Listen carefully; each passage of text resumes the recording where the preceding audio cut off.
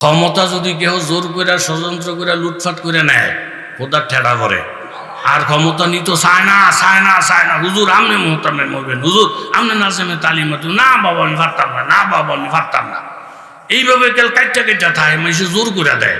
তখন আল্লাহ বলে, ও বন্দা তুই যে নিজের অফারক মনে করছ, যা তুই দায়িত্ব ল, তোরে চালানের ব্যবস্থা আমি আল্লাহ নিজে করবো। জোরে কর সুবহান। এই বুড়া মানুষ ক্ষমতার কোনো লোভ নাই, কিচ্ছু নাই, জোর কইরা ফাটাইছে, পছন্দ কইরা ফাটাইছে কেডায়? ওমর ইবনুল, জোরে কর ওমর ইবনুল। আল্লাহ, বুড়া মানুষ একেবারে বুড়া, 300 বছর হইলে বয়স কিরম হইব এরা বলার আর অপেক্ষা রাখে না। কিন্তু বর্তমানে আল্লাহ মাফ করুক, বুড়া মানুষটির লইয়া আর আলেম লইয়া কত যে ঠেলাঠেলি করে এই দেশের মাইসে। বহুত জায়গায় গেলে বুড়ারা আমারে কয়, হুজুর আঙ্গ বুড়া হুজুর বয়ান করে কিসে বুড়াগো কি কয়, ঘরটা মেরে থাকলে ফোলাফেন, এই দাদা বুড়া মানুষের ঘর কি দোকান তুই গিয়ে দোকানটার মধ্যে বই উদ্দুর ঘরে করিচ্ছে ফোলাফেন নাইসা কয়, এই দাদা বুড়া মানুষের দোকান কি মসজিদও যা হেন গেলে হেন গেলে হেন, এরকম বুড়া মানুষের ঠেলে ডাক্তায় দাম নাই। কথা কন ঠিক নি? হাটহাজারী মাদ্রাসার উস্তাদ কাতেব সাহেব রহমতুল্লাহ আলাই বহুইরা বাড়ি, হুজুরের মাদ্রাসার থেকে প্রায় আসা কত বাড়িতে যাইত। তো হুজুরে বলতো কি, আমি বুড়া সুলদারি লইয়া যখন বাসে উঠি, বাসে উঠলে হেলফার দিনে আইসা বুড়া করে ফাইলে আর হুজুর গো ফাইলে, এই শাসা একখানা ভিজে যাও, শাসা একখানা ভিজে যাও, এই কই একটা ঠেলা দেয়। তো কুদুরি ঘর আর একতে আসে, এক শাসা একখানা ভিজে যাও, এই কই ঠেলা একেবারে বাসের শেষ মাথাত নেয়, ওই ঠেলে আবার শাসা কয়, শাসা কই একটা ঠেলা দেয়, হুজুর কই একটা ঠেলা দেয়। এই জাতের কিছু লোক আছে না নাই? তো কাতেব সাহেব হুজুর একদিন রাগ হয়ে গেছে, রাগ হইয়া হেলফারে ধরছে, এই বেড়া ঠেলা দেওয়ানোর যখন নিয়ত করছ, শাসা কুয়ে ঠেলস কা, হ্যাঁ হুজুর কুয়ে ঠেলস কা, হুজুর একটা সম্মানী লোক, শাসা সম্মানী লোক, ঠেলানোর জন্য নিয়তই করছ, দুলাবাড়ি কুয়ে ঠেলা দে, কোনো রাগ করতাম না, গোসা করতাম না। কিন্তু শাসার লোকে হুজুরের লোকে ঠেলার লোকে কোনো সম্পর্ক নাই। কথা জোরে কম ঠিক নেই? কত বুথে যে আমগরে ভাইছে, মসজিদের পাশে চায়ের দোকান এরকম আছে না নাই? জোরে কর না কা?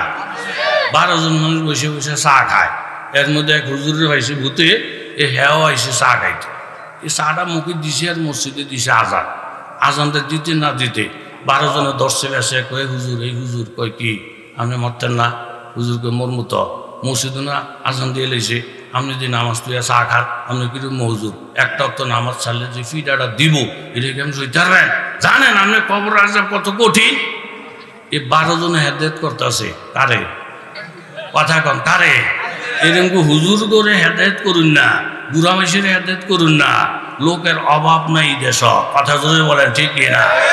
দাড়ি নাই, মোষ নাই, কিচ্ছু নাই, মোহর থেকে আপনার বিড়ি সিগারেট আপনার মদের গন্ধ আইয়া বক্তা করে ঠেললে সরাইয়া দিয়া হ্যাঁ মাহফিলের মধ্যে বক্তৃতা দেয়, আমাদেরকে ঠিক মতো নামাজ পড়তে হবে, আমাদেরকে মাদক মুক্ত সমাজ গঠন করতে হবে।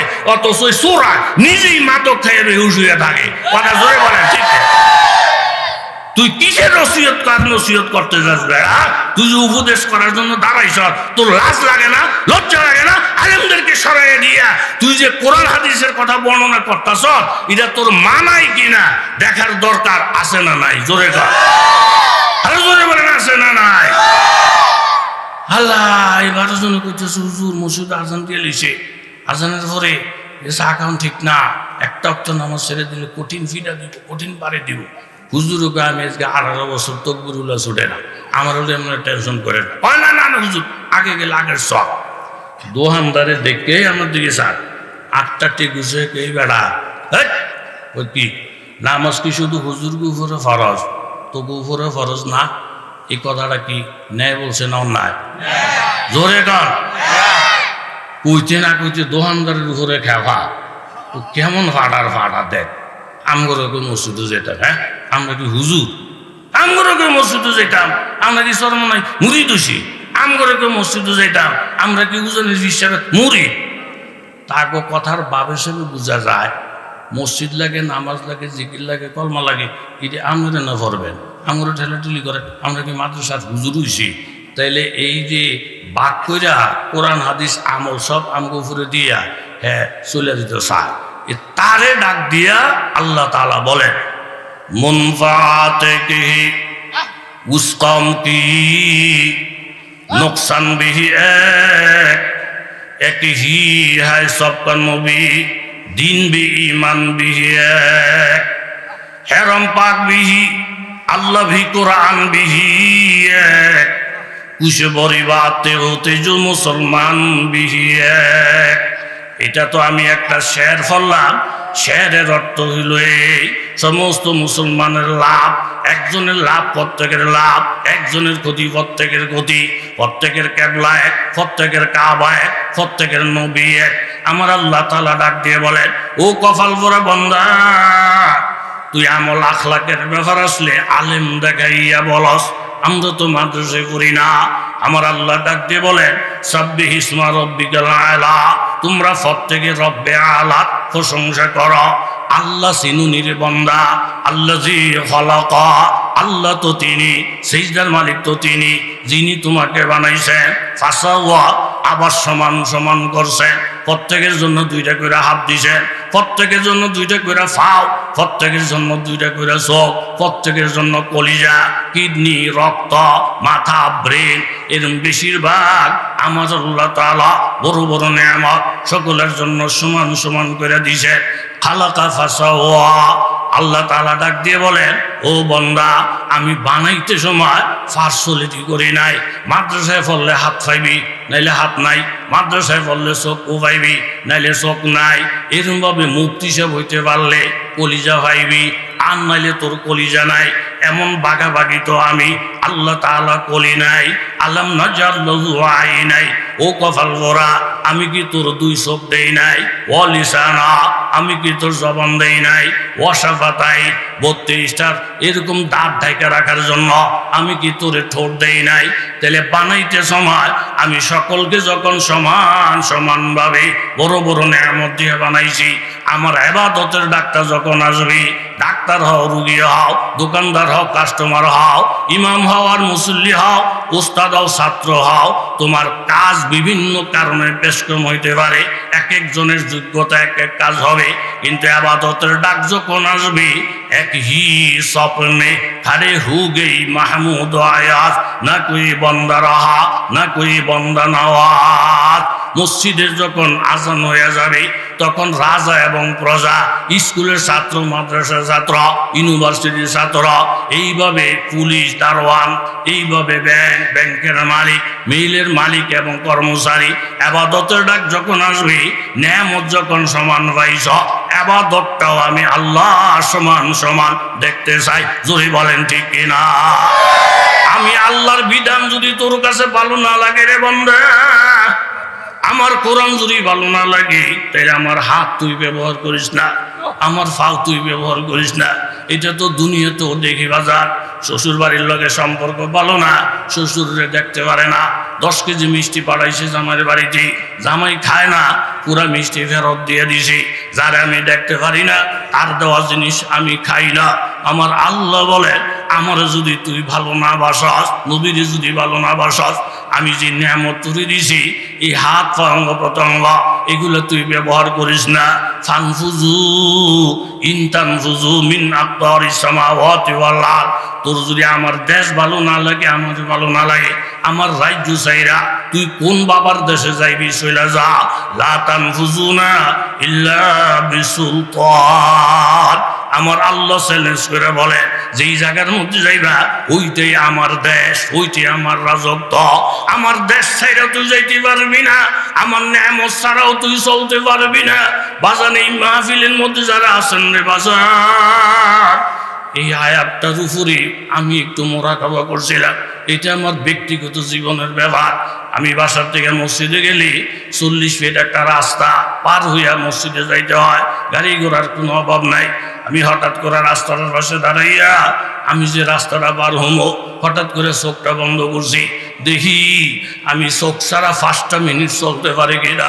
চোখটা বন্ধ করার সাথে সাথে বন্ধু, আমার হাত পায়ের মধ্যে কাফন ধরে গেছে।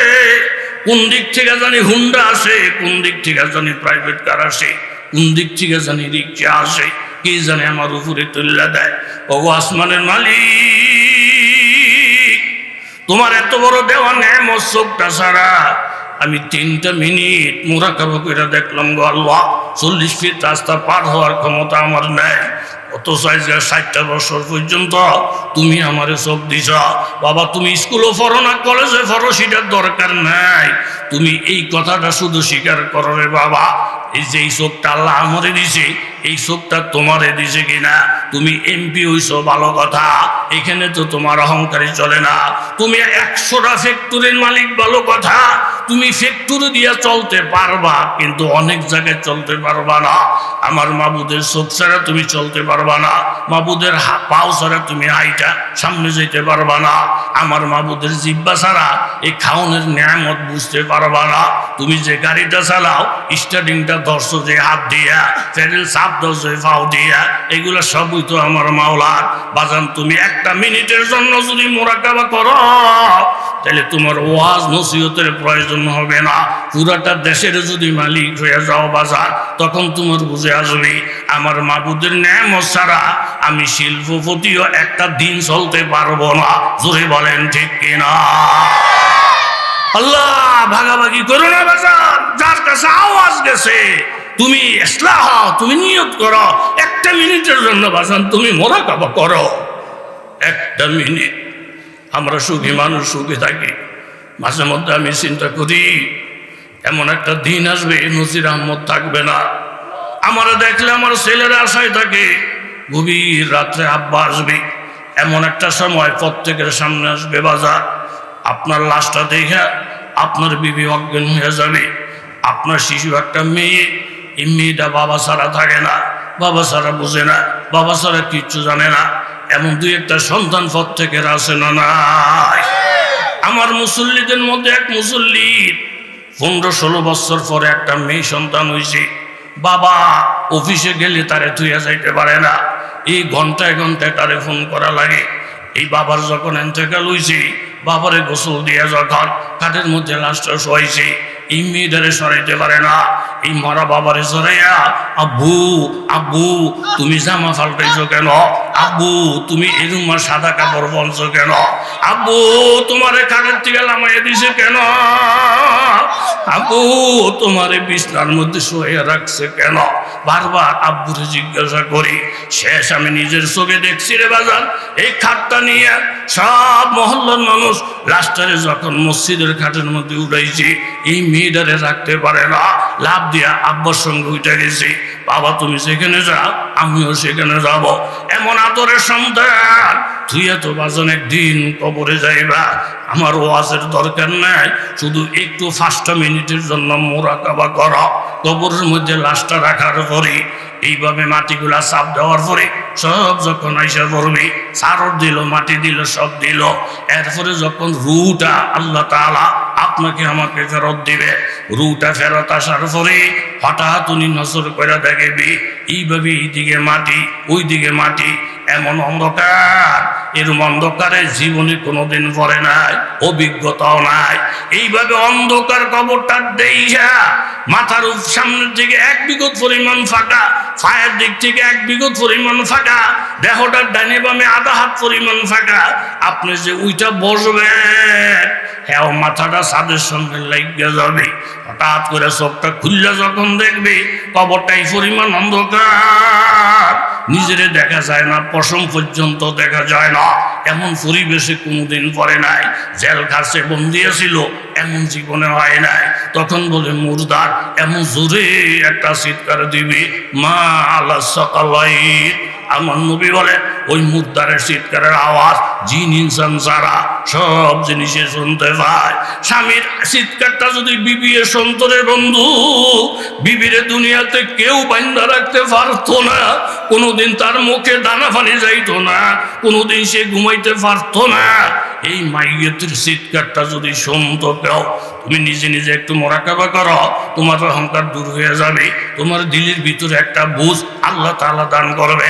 এই বুঝটা নিয়ে গুনাহগুলা সামনে নিয়ে আমার মাবুদের কাছে যখন ডাকে দিবা, ওয়ালাউ কানাত মিসলা জাবাদিল বাহার, তোমার গুনাহ যদি সমুদ্রের ফেনা পরিমাণ হয়, একটা ফোঁটা চোখের পানি, মান জারাফাত আইনাহু মিন খাশিয়াতিল্লাহ, আল্লাহর ভয়ে যদি একটা ফোঁটা মাছির মাথা পরিমাণ পানি চোখের কোনা দিয়া হাজির হয়ে যায়, হুররিমাতিন নার, আমার আল্লাহ তাআলা তোমার এই চোখের পানির বরকতে জাহান্নামের আগুন তোমার জন্য হারাম করিয়া দিবে। আল্লাহ কথা মুক্তাসার। এই মানুষটা একবারে বুড়া, নাম কি? বাজান কথা কর না, নাম কি? 300 বছর।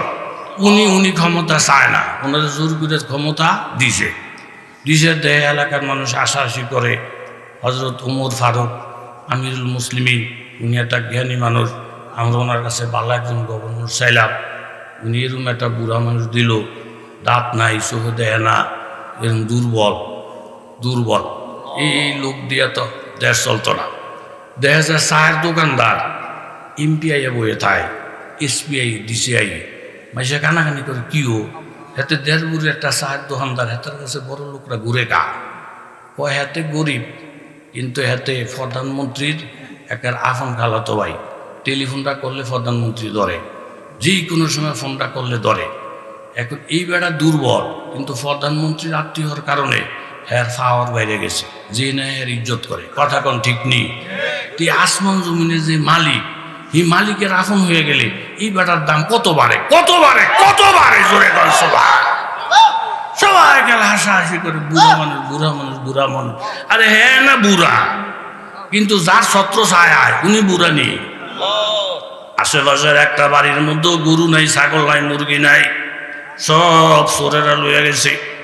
কিন্তু এমপি সাহেবের বাড়ির মুরগিগুলা বুক ফুলাইয়া হাঁটে, এমপি সাহেবের বাড়ির ছাগলগুলা বুক ফুলাইয়া দৌড়ায়। এই বকরিরে কোনো চোরে ধরে না, এই ছাগলের কোনো ডাকাইতে ধরে না। চোরা করে জিগে ও চোরের বাচ্চারা এই এলাকার একটা মানুষের বাড়ির গরু ছাগল নাই, সব চোরে লইয়া গেল। কিন্তু এমপির বাড়ির গরু ছাগলগুলা সারা, ইডিরে চোরে ধরে না কেন? কয় গরু যদিও দুর্বল, মুরগি যদিও দুর্বল, ছাগল যদিও দুর্বল, কিন্তু এমপি সাহেবের বাড়ির থাকার কারণে এই দুর্বল আর দুর্বল নাই।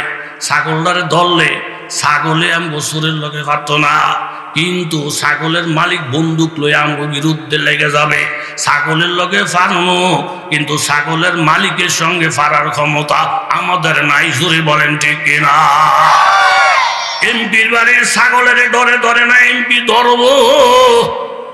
আল্লাহর সঙ্গে যার তাল্লুক হয়ে গেছে রে বাজার, তারে হাত দিও না, তারে জোলাইও না, তারে খেফাইও না, তোমার ফিডের চামড়াও থাকতো না। জোরে বলেন ঠিক কিনা? সালমান ফাঁসি করে বেদিশা নাই, কি করতাম, আমার উমরের জন্য ফাড়াইলো। তারা তো হাসাহাসি করে জিজ্ঞেসে বাজানার গো মেজর সমস্যাটা কি? হুজুর দিনটা কোনো রকমে কাটাইতারি, রাইত হইলে আজাব। কথা আপনাকে কষ্ট হয়নি? দিনটা কোনো রকম কাটাইতে পারি, রাইত হইলে কি? জোরে কর, রাইত হইলে আজাব। চুরি ডাহাতি রাহাজানি এই হেন্দে কয় লইয়া যায়, হেন্দে কয় খাইয়া লায়। এই রাইতটা একটা আজাব। চুরি ডাহাতি বাইরে গেছে গা হুজুর। কয় এই বুঝি আমরা কয়ের লিগি আমরা বারবার মদিনার সাথে যোগাযোগ করছি, বালা গভর্নর দেন, জুয়ান জান দেন। আমরা তো দিছে, আমরা তো মন বালা না। হুজুর কো যাক, আমি তো ক্ষমতা লই নাই, আমারে দিছে। লই নাই, আমারে দিছে। সমস্যা শুনছি, দেখা যাক, আল্লাহ ভরসা। হজরত সালমান ফার্সির চিঠি লেখছেন, লেখা ধারণে বলছেন জায়গায় গলিয়ে এই চিঠি এমনি লটকায় দেয়। সিগনেচার দিছে সালমান ফার্সি। চিঠির মধ্যে লেখা, রাত্র হইলে দেশের মানুষের নিরাপত্তার অভাব। আগামীকাল রাত্র 10টার পরে মাদায়নের শহর, জঙ্গলের বাঘ সিংহরা পাহারা দিব। হেরা কারো লোক খাতির নাই, কারো লোক মহব্বত নাই, কে বড় লোক কে ছোট লোক এই সমস্ত আত্মীয়করণ দলীয়করণ হ্যাগো কাছে নাই। 10টার হরে যারে পাইব কত, 10টার হরে তার কল্যা গুদ্দারে শুদ্ধা ছিঁড়ে লাইব জঙ্গলের বাঘে আর জঙ্গলের সিংহে। জোরে গান সুবহান। রাস্তার মোড়ে ঘাড়ি তারা চিঠি পড়ে, ওইটা কে লেখলো এটা তো তলে দিয়ে দেয় ওই বুড়া লোকটা, সালমান ফার্সি তলে দিয়ে লেখা। হ্যাঁ তারা আসা ডইঙ্গা দল বাইন্দা আইছে সালমান ফার্সি হুজুরের কাছে। হুজুর আপনার চিঠি পড়ে আর মানুষে হাসে, আপনার সিঁড়ি পরে আর মানুষের টিটকারি মস্কারি করে। বলে কি জন্য? আপনি লেখছেন আগামীকাল রাত 10টার পরে জঙ্গলের বাঘ সিংহরা নাকি মাদায়নের শহর পাহারা দিবে। বাঘে ঘুষ খায় না, সোদ খায় না, বড় লোক ছোট লোক কোনো ভেদাভেদি বাঘের কাছে নাই। বিচার কার্য বাঘের হাতে তুলে দিছে। হুজুরিটা কি আমনের লেখে? বলে দস্তখত কি আমনের? বলে হুজুর মনে কিছু নিন না, আপনি তো দেশের বাউটাও বুঝেন না, রাষ্ট্র কেমনি চালাইতে হয় কিচ্ছু জানেন না। আপনি যে লেখলেন জঙ্গলের বাঘেরা সিংহরা পাহারা দিবে, বাঘের সাথে সিংহের সাথে আপনার মিটিং হয়েছে নি? বাঘের সাথে সিংহের সাথে আপনার আলোচনা হয়েছে নি? সালমান ফার্সি বলেন বাজার বাঘের সাথে সিংহের সাথে কথা হয় নাই, তবে বাঘ এবং সিংহের যিনি মালিক ওনার সাথে কথা চূড়ান্ত হয়ে গেছে। আল্লাহ যাই মোমেন কি নয় শান নইয়া গুফতার মে রফতার মে আল্লাহ কি বুরহান কাহারি ও গাফারি কুদ্দুসি ও জবরুত ये चार अनासर हो तो बनता है मुसलमान। हमसाया जिब्रील अमीन बंदा खाकी हाय उसका नशीमन न बुखारा न सुमरकान। कुदरत के मकासद का यार उसके इरादे दुनिया में भी मीजान क़यामत में भी मीजान। बाजन बागेर साथे सिंहेर साथे कथा হয় নাই, তবে বাঘ সিংহের যিনি মালিক উনার সাথে কথা চূড়ান্ত হয়ে গেছে।